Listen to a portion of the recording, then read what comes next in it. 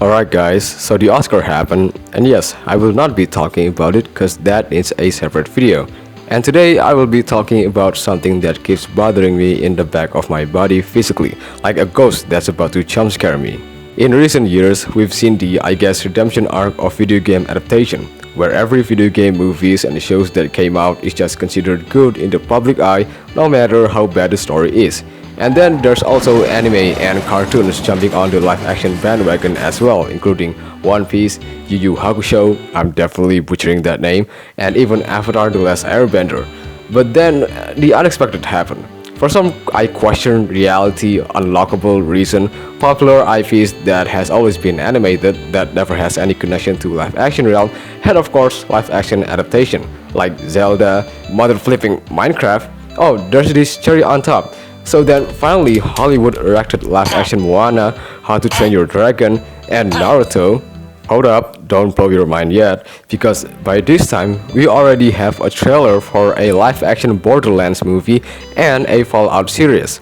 Holy cow, there's a lot of content to make, I'm so happy. Now, I'm gonna have to put the announced projects aside because mainly I want to talk about Borderlands and Fallout. Whenever I critiquing a movie, I always criticizing it based on the story, not based on if the story is faithful to the source material it was based on. So something like The Last of Us or One Piece, I always praise it because of its story alone. But because in this case there's only a trailer, we can obviously expect so much from the game.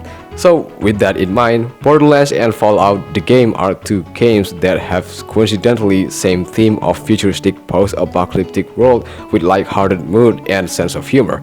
Basically wacky situation.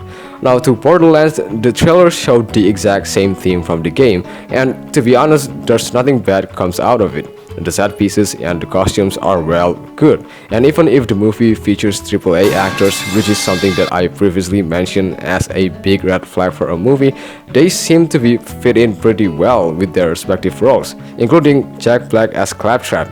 He sounded perfect. A ladder! Unfortunately, my design doesn't facilitate this type of... The only problem, or more like the bad expectation that a lot of people pointed out, is the fact that this movie has been in production since 2015 and has been on numerous reshoots. You know, reshoots, the dangerous chemical substance that usually made the movie poopy stinky. But for anyone curious, reshoots meant that some parts of a finished cut of the movie felt raw or wrong and could have been done better according to the filmmaker. So then the next step for the filmmaker is to rewrite, reschedule, and finally reshoots parts of that selected timeline in the finished product with sets, costumes, and equipment. Ultimately also increases the cost of the said movie. I know it's a lot to unpack, but if you want to dive deeper into the Pandora is rabbit hole skibidi get, then Critical Drinker made a video about movies getting more expensive, so I suggest watching that video after this one. Anyway, there's that. Moving on to Fallout. Now this one, I can clearly see the same disease from Five Nights at Freddy's movie crawling in already. And that is the lore given from the trailer. The reason why Five Nights at Freddy's failed in the story is because of the over-relying on the lore, aka the background information that provides context for the story, which the movie has butchered so much through the introduction of new different informations, to focusing the story to these different informations that's less relevant to previous informations, to conclude everything with a new set of informations that has no connection to previous informations. And if that doesn't make sense to you, basically the story is convoluted. Too much crap is happening. And that's kind of the same thing with Fallout. Like the environment, the set pieces, the costumes, they all look fine. But the way the trailer goes is very odd to say the least. Like the theme of Fallout the game is perfect in on itself, with the balance of depressing apocalypse and goofy characters in a dystopian futuristic Wild West, and well, the game spans most of its time in the open world.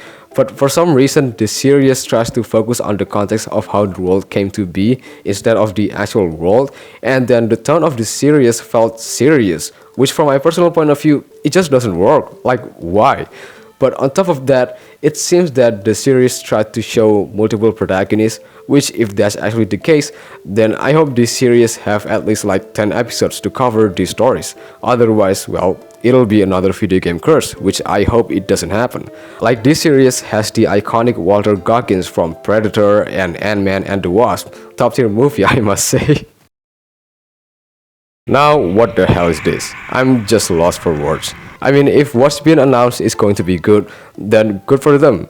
But there's just so many stuff that are questionable, like why does these projects has to be in live action? What is the necessity? And also, why does Naruto has to be in Hollywood despite the environment from the anime screams plays Japan?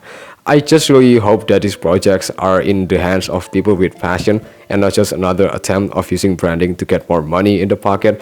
But yeah, we'll see how everything goes. Anyway, I'm gonna end the rant here. If you want to support the channel, then subscribing is really appreciated, and I'll see you soon. Peace.